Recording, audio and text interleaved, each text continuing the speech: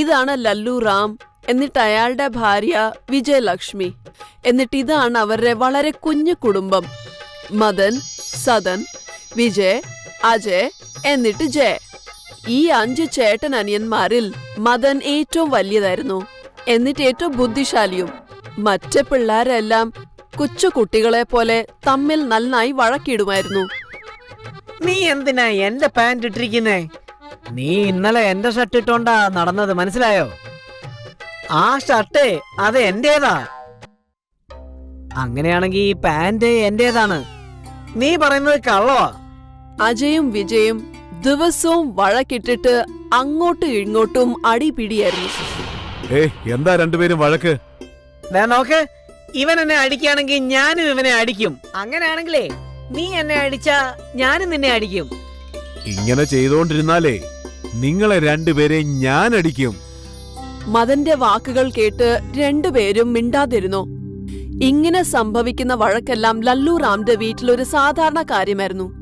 ഒരു ദിവസം സംഭവിച്ചതാണ്. വിജയലക്ഷ്മി മദനോട് ചോദിച്ചു, മോനെ, ഞാൻ ചിന്തിക്കുമായിരുന്നു നിന്റെ വിവാഹം ചെയ്യിച്ചാലോ? നിനക്ക് ഏതെങ്കിലും കുട്ടിയെ ഇഷ്ടമാണോ? ഇല്ലമ്മേ, നിങ്ങൾ ആരെ പറയുന്നോ ആ പെണ്ണിനെ ഞാൻ കല്യാണം കഴിച്ചേക്കാം. ശരിയെന്നാ, നിനക്ക് വേണ്ടിയുള്ള കുട്ടിയെ ഞാൻ ഇപ്പൊ തന്നെ തിരയാം. വിജയലക്ഷ്മി ലല്ലു റാമിന്റെ അടുത്തേക്ക് പോയി. ഇപ്പൊ മദനാണെങ്കിൽ സമ്മതം മൂളി. ഇനി അവന് വേണ്ടി ഒരു പെണ്ണിനെയാണ് അന്വേഷിക്കേണ്ടത്. നിന്റെ ഇഷ്ടം പോലെ തന്നെ നടക്കട്ടെ. ഞാൻ ചിന്തിച്ചത് ഞാൻ എന്റെ അനിയത്തിയോട് ചോദിക്കാം. ചിലപ്പോ അവൾക്ക് അറിയുന്ന പെങ്കൊച്ചുങ്ങൾ കാണുമായിരിക്കും. നിന്റെ ഇഷ്ടം പോലെ തന്നെ നടക്കട്ടെ. നിങ്ങളോടാണെങ്കിൽ സംസാരിക്കുന്ന വെറുതെയാ. വിജയലക്ഷ്മി എന്ത് പറഞ്ഞാലും ലല്ലു റാം സമ്മതം മാത്രമേ മൂളിയിട്ടുള്ളൂ. വിജയലക്ഷ്മി അവളുടെ അനിയത്തിയുടെ വീട്ടിലേക്ക് പോയി. എന്നിട്ട് അവളോട് മദന് വേണ്ടി ഒരു പെങ്കൊച്ചിനെ ആലോചിക്കുന്ന കാര്യം പറഞ്ഞു. അത് കൊള്ളാവല്ലോ ചേച്ചി, ഇതൊരു നല്ല കാര്യമല്ലേ? പക്ഷേ ഒരു പ്രശ്നമുണ്ട്. അല്ല, അതെന്താ? എനിക്ക് 5 ആമ്പിള്ളാരാണുള്ളത്. ഏതൊരു കൊച്ചും ഇത്രയും വലിയൊരു കുടുംബത്തിലേക്ക് വരാൻ ഒന്ന് 10 പ്രാവശ്യമെങ്കിലും ആലോചിക്കും. ആ പറഞ്ഞ കാര്യം സത്യ. നമ്മുടെ വീട്ടിൽ വരുന്ന പെങ്കൊച്ചിന് നല്ല ബുദ്ധിയും എന്നിട്ട് എല്ലാ ചേട്ടൻ അനിയന്മാരെ ഒരുമിച്ച് നിർത്തുന്നതായിരിക്കണം. പക്ഷെ ഇപ്പോഴത്തെ ഭാര്യമാരാണെങ്കിൽ ഭർത്താവിനെ കൊണ്ട് വേറെ മാറി താമസിക്കും. അങ്ങനെ ഒരു പെങ്കൊച്ചിനെ എങ്ങനെ അന്വേഷിക്കുന്നേ? നമ്മുടെ വീട്ടിൽ കയറി വരുന്ന പെങ്കൊച്ചിന്റെ കുടുംബം വളരെ ചെറുതായിരിക്കണം. എന്നാലല്ലേ വീട്ടുകാരുടെ വില എന്താന്ന് ആ കുട്ടിക്ക് മനസ്സിലാവൂ. അത് ശരിയാ. ചിലപ്പോ ഒരു അനാഥ കുട്ടിയോ ഇല്ലെങ്കിൽ പാവപ്പെട്ട വീട്ടിലായിരിക്കണം. അങ്ങനെ ഒരു പെങ്കൊച്ചിനെ എനിക്കറിയാം. പക്ഷെ മദന് വേണ്ടി പറ്റിയ കുട്ടിയാണോ ഇല്ലയോന്ന് അറിഞ്ഞൂടാ. ഏതാന്ന് പറഞ്ഞേ? ഇതാണ് സരസ്വതി. ഇവൾ ഒരു പാൽക്കാരിയാണ്. പണക്കാരനായ സേട്ടിന്റെ മകളാണ്. അച്ഛന്റെ മരണത്തിന് ശേഷം വീട്ടുകാരെല്ലാരും സ്വത്ത് തട്ടിയെടുത്തു. അന്ന് തൊട്ട് ഈ കുട്ടി അവളും അവളുടെ പ്രായമായ അമ്മയെ നോക്കി നടത്തുവാണ്. മോത്തെ ഭാവമൊക്കെ കാണാൻ നല്ല ഭംഗിയാ. ശരിയാ. എന്നും വെളുപ്പാങ്കാലം 4 മണിക്ക് എണീക്കും. എന്നിട്ട് പാലിന് വേണ്ടി പശുവിനെ കറക്കും. എന്നിട്ട് ഗ്രാമം മുഴുവനും നടന്നിട്ട് ആ പാല് വിൽക്കും. നന്നായി പരിശ്രമിക്കും. എന്നും ഒരു 9-9:30 നേരെ അമ്പലത്തിൽ പോവും. ദൈവവിശ്വാസം ഉണ്ട്. അമ്പലത്തിൽ നിന്ന് നേരെ വീട്ടിലേക്ക് വന്ന് അമ്മയ്ക്ക് മരുന്നെടുത്തു കൊടുക്കും. ഉത്തരവാദിത്വവും ഉണ്ട്. ഉച്ചയാവുമ്പോ തുണിയെല്ലാം തയ്ക്കും.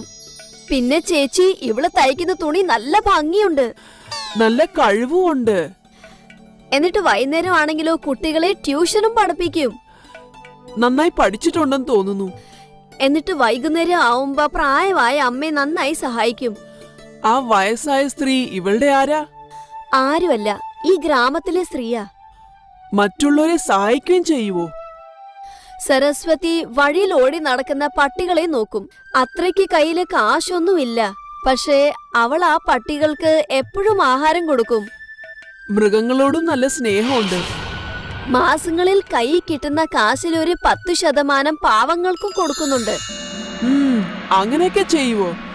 ഇനി അവസാനമായ പരീക്ഷണം ഞാൻ തന്നെ നോക്കും. അല്ല ചേച്ചി, അവിടെ നിന്നേ. സമയം വൈകാതെ വിജയലക്ഷ്മി സരസ്വതിയുടെ അടുത്തേക്ക് പോയി. എന്നിട്ട് അവര് വേണമെന്ന് വെച്ച് സരസ്വതിയെ തള്ളിയിട്ടു. രണ്ടുപേരും അവിടെ മറിഞ്ഞു വീണു. എന്താ ഈ കാണിക്കുന്ന നീ? കണ്ണൊന്നും കാണത്തില്ലേ? റോഡിൽ നോക്കി നടക്കണ്ടേ?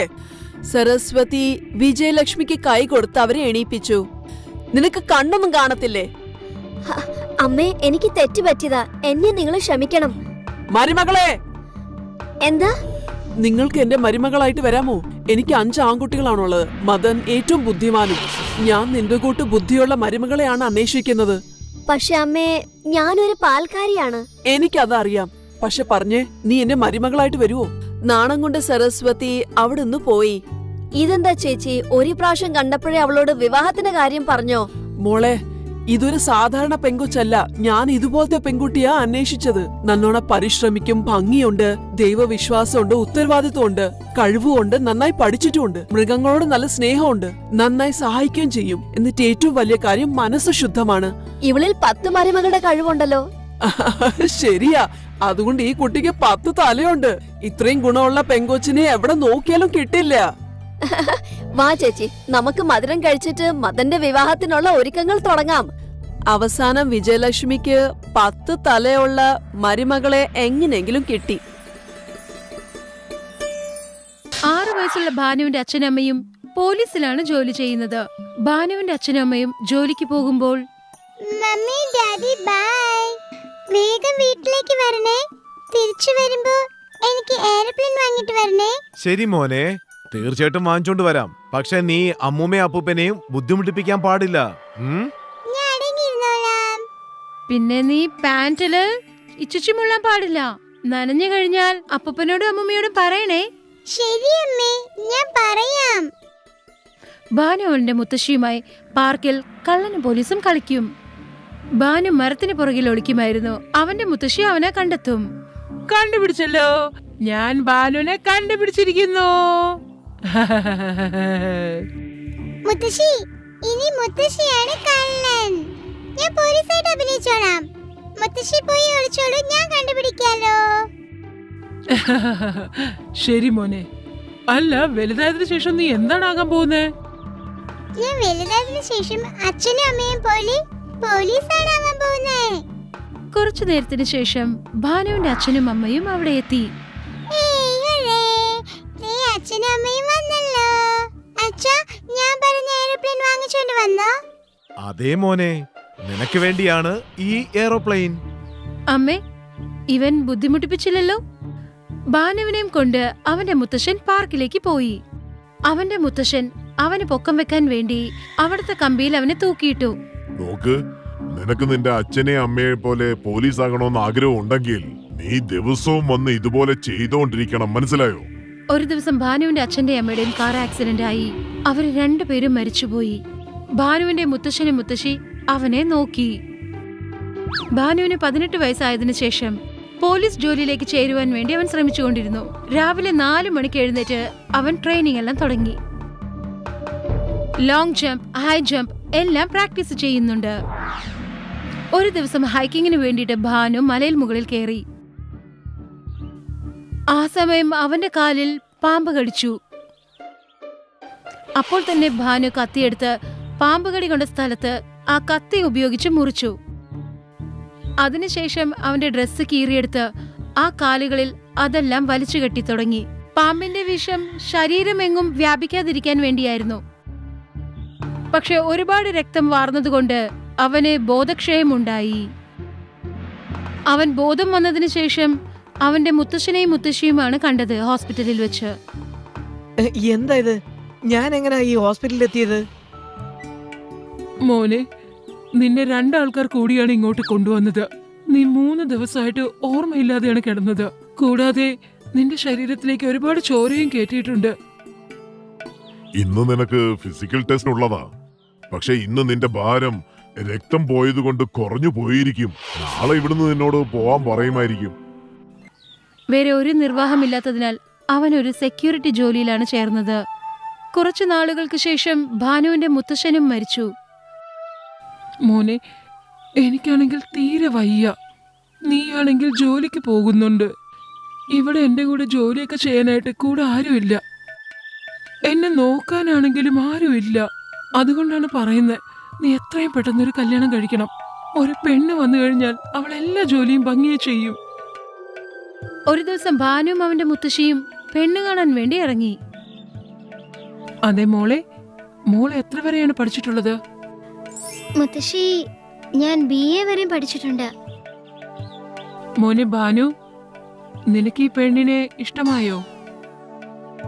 അങ്ങനെയാണോ മുത്തശ്ശി?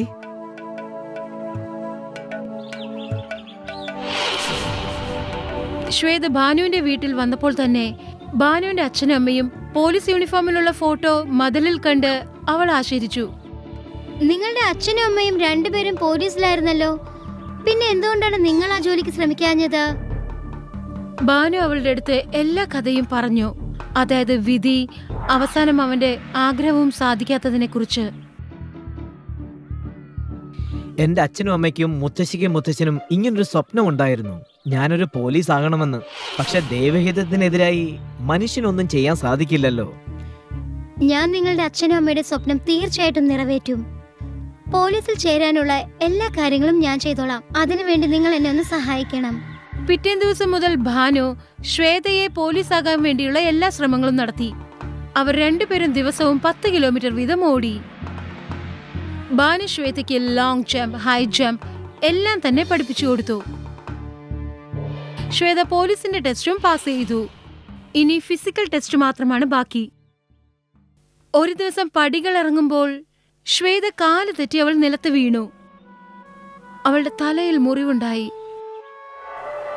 ദേ മോളെ, ഇപ്പോ നിനക്ക് ഇത്തിരി വിശ്രമം അത്യാവശ്യമാണ്. ഇനി നിനക്ക് ഫിസിക്കൽ ടെസ്റ്റ് ചെയ്യേണ്ട യാതൊരു കാര്യവുമില്ല. ഇല്ല മുത്തശ്ശി, എന്റെ തലയിൽ ചെറിയ മുറിവ് മാത്രമേ ഉള്ളൂ. അത് കാരണം ഞാൻ എന്റെ ശ്രമത്തിൽ നിന്ന് ഒരിക്കലും പിന്മാറുകയില്ല. ശ്വേത തലയിലെ മുറിവും വെച്ചുകൊണ്ട് ലോങ് ജമ്പ്, ഹൈ ജമ്പ് എല്ലാം പ്രാക്ടീസ് ചെയ്തു. ഫിറ്റ്നസ് ടെസ്റ്റിന് മുമ്പ് തന്നെ ശ്വേതയുടെ തലയിലെ മുറിവെല്ലാം ഉണങ്ങിയിരുന്നു. അവൾ എല്ലാ ടെസ്റ്റിലും എല്ലാ സ്ത്രീകൾക്കും മുന്നിൽ അവൾ എത്തി. ഇപ്പോൾ അവൾ പോലീസിലും ജോയിൻ ചെയ്തു. ശ്വേതേ, മോളെ കുറിച്ച് ഓർത്താൽ എനിക്ക് ഒരുപാട് അഭിമാനം തോന്നുന്നുണ്ട്. നീ ഒരുപാട് യാതനകളും പ്രയാസങ്ങളും അനുഭവിച്ചതിന് ശേഷവും ഒരു പോലീസ് മരുമകളായി തന്നെ നീ കാണിച്ചു മോളെ. സുഹൃത്തുക്കളെ, ഈ കഥയിൽ നിന്നും നമ്മൾ എന്താണ് മനസ്സിലാക്കിയതെന്ന് വെച്ചാൽ, നമ്മൾ നമ്മുടെ ടാർഗറ്റ് അച്ചീവ് ചെയ്യാൻ വേണ്ടി ഒരുപാട് കടമ്പകൾ നമ്മൾക്ക് കടന്നു പോകേണ്ടതായിരിക്കുന്നു. ആ പ്രശ്നങ്ങൾക്കൊന്നും നമ്മൾ തലകുനിക്കാതെ അതിനു വേണ്ടിയിട്ടുള്ള ശ്രമം നമ്മൾ എപ്പോഴും ചെയ്തുകൊണ്ടേയിരിക്കണം. എങ്കിൽ മാത്രമേ നമുക്ക് വിജയിക്കാൻ സാധിക്കൂ.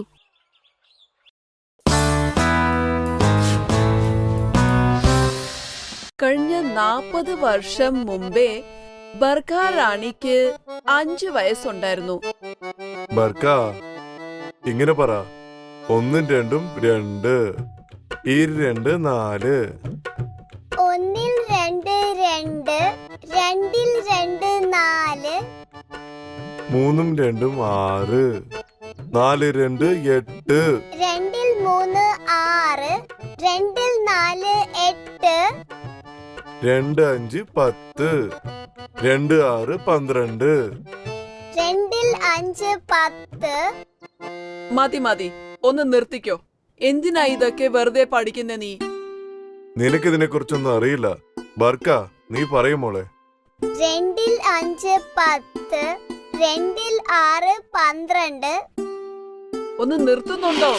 കൊറേ നേരമായിട്ട് പഠിക്കുന്നുണ്ട്. ഇതെല്ലാം പഠിച്ചിട്ട് നീ എന്തെടുക്കാൻ പോവാ? ഇനി അവള് അടുക്കള കയറി പണിയെടുക്കാൻ പോവല്ലേ? നീ എന്റെ കൂടെ വന്നേ, ചപ്പാത്തി ഉണ്ടാക്കാൻ ഞാൻ പഠിപ്പിക്കാം. പക്ഷേ അമ്മേ, എനിക്ക് ഇനിയും പഠിക്കണം. വേണ്ടെന്ന് പറഞ്ഞില്ലേ? വാ കൂടെ. വേണ്ടെന്ന് പറഞ്ഞില്ലേ? ഓ, നിങ്ങളൊന്നും മിണ്ടാതിരിക്കുന്നുണ്ടോ?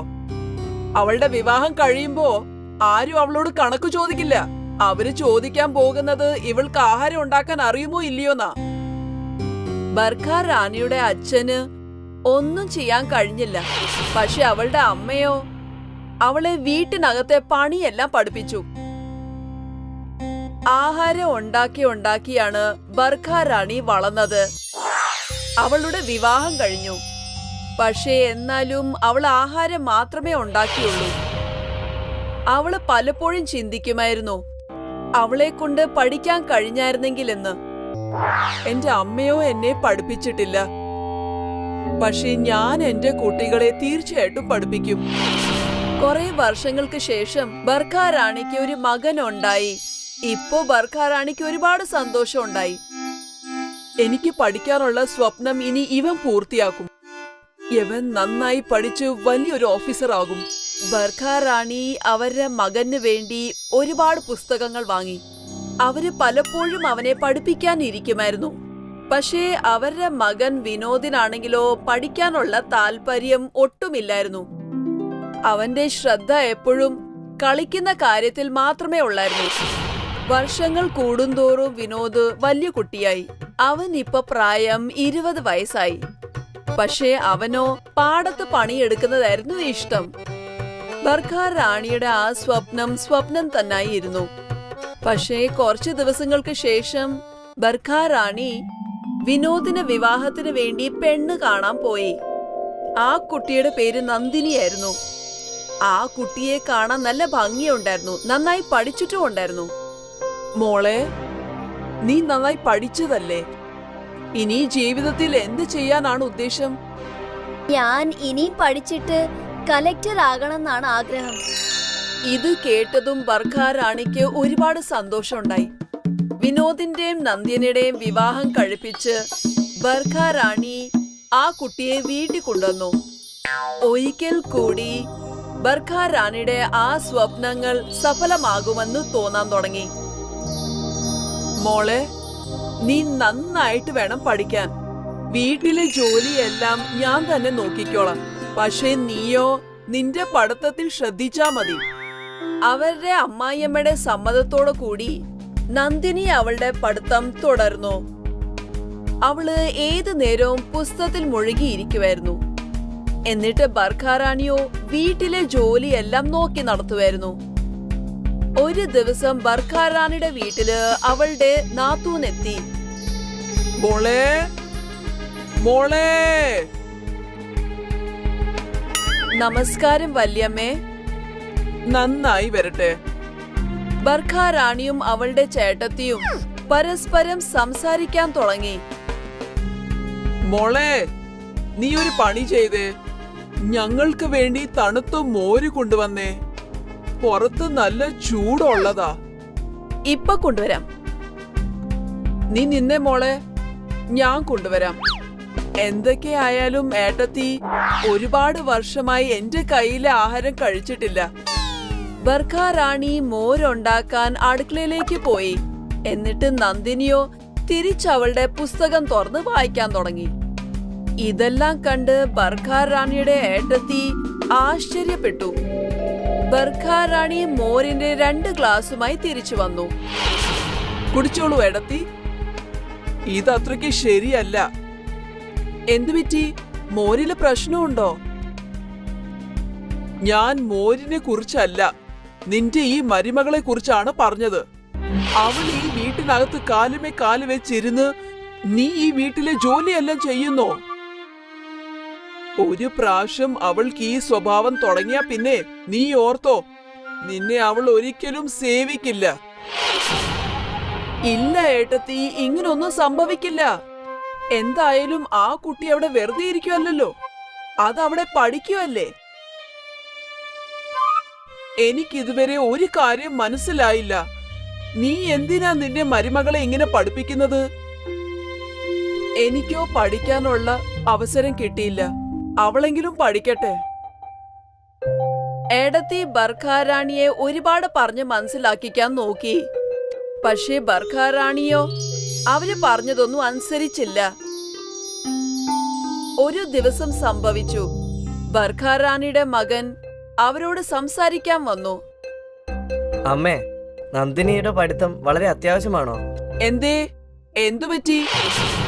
ഒന്നുമില്ല, ഇവിടുത്തെ നാട്ടുകാരൊക്കെ കളിയാക്കുന്നുണ്ട്. എന്റെ ഭാര്യ റെസ്റ്റ് എടുത്തോണ്ടിരിക്കാണ്, എന്റെ അമ്മയാണെങ്കിൽ ദിവസം മുഴുവനും പണിയെടുത്തോണ്ടിരിക്കാണ്. നീ നാട്ടുകാര് പറയുന്ന കേക്കണ്ട. ഒരു കാര്യം പറഞ്ഞേ, നീ പാടത്ത് പണിയെടുക്കല്ലെന്ന് ഞാൻ എന്തെങ്കിലും പറഞ്ഞിട്ടുണ്ടോ? ഇല്ലല്ലോ. കാരണം അത് നിനക്ക് ഇഷ്ടമാണ്. എന്നിട്ട് നന്ദിനിക്കോ പഠിക്കുന്നതും ഇഷ്ടമാ. എനിക്കത് എങ്ങനാ തടയാൻ കഴിയുന്നത്? പിന്നെ നിനക്കറിയാവുന്നതല്ലേ, എനിക്ക് പഠിക്കാൻ ആഗ്രഹം ഉണ്ടായിരുന്നു, പക്ഷേ പഠിക്കാൻ കഴിഞ്ഞില്ല. നീയും ഒന്നും പഠിച്ചിട്ടില്ലല്ലോ. ഒന്നുമല്ലെങ്കിലും അതെങ്കിലും പഠിച്ചോട്ടെ. ശരി അമ്മേ. ബർഖ റാണി അവരുടെ മകനെ കൊണ്ടും സമ്മതിപ്പിച്ചു. നന്ദിനിയാണെങ്കിലോ IAS പരീക്ഷ എഴുതി. എന്നിട്ട് പാസ്സായിട്ട് ആ ജില്ലയുടെ കലക്ടറായിട്ട് വന്നു. കലക്ടർ ആയതിനു ശേഷം ബർഖ റാണിയുടെ അനുഗ്രഹം മേടിക്കാൻ നന്ദിനി വന്നപ്പോ ബർഖ റാണിയുടെ കണ്ണുകൾ അങ്ങ് നിറഞ്ഞുപോയി. അമ്മേ, ഇതെല്ലാം സംഭവിച്ചത് നിങ്ങൾ കാരണമാണ്. ബർഖ റാണി അവരുടെ മരുമകളുടെ നെറ്റിയിൽ ഉമ്മ വെച്ചു. ഇപ്പൊ ബർഖ റാണി ഗ്രാമത്തിൽ നടക്കുമ്പോ അവർക്കൊരുപാട് അഭിമാനം ഉണ്ടായിരുന്നു. കാരണം അവരുടെ മരുമകൾ കലക്ടറാണ്. അപ്പൊ കുട്ടികളെ, ഇങ്ങനാണ് ഒരു അമ്മായിയമ്മ അവരുടെ മരുമകളെ കലക്ടറാക്കിയത്. എന്നിട്ട് അവസാനം ബർഖ റാണി കണ്ട സ്വപ്നം അവരുടെ മരുമകൾ നന്ദിനിയാണ് പൂർത്തീകരിച്ചത്. ഹായ്, ഞാൻ ഷൈനി. നിങ്ങൾക്ക് ഈ കഥ ഇഷ്ടപ്പെട്ടെങ്കിൽ തീർച്ചയായും ഷെയർ ചെയ്യണം. കൂട്ടുകാരോട് പറയാനും സബ്സ്ക്രൈബ് ചെയ്യാനും മറക്കല്ലേ.